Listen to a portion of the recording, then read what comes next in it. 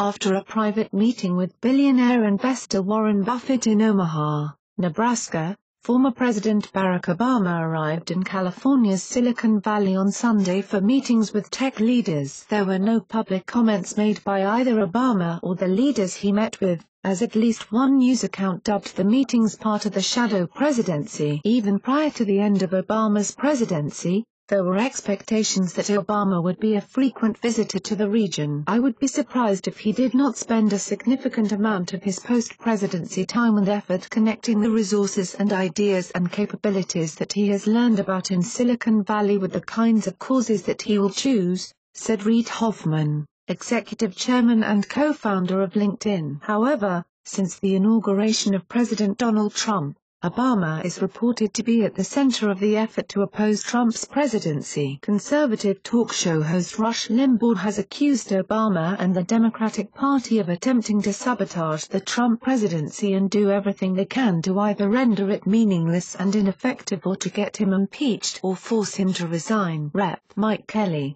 added to the notion last week when he disparaged Obama's motives for remaining in Washington after his presidency. President Obama himself said he was going to stay in Washington until his daughter graduated. I think we ought to pitch in to let him go someplace else, because he is only there for one purpose and one purpose only, and that is to run a shadow government that is going to totally upset the new agenda. It just doesn't make sense, Kelly said last week. Silicon Valley appears to be an obvious place to organize a resistance, as it has already been a stronghold of opposition to Trump's temporary ban on immigration. You've already seen leaders in the technology industry, from New York and San Francisco, really standing up for the issues they believe in, said Julie Samuels, executive director of Tech NYC, a coalition of tech startups and companies that sent a letter to Trump opposing his immigration order. And I think that's really notable. You just haven't seen business leaders from other industries reacting the same way. White House Press Secretary Sean Spicer on Friday noted that resistance from Obama-era employees is something with which the Trump White House must cope. I think that there's no question when you have 8 years of one party in office,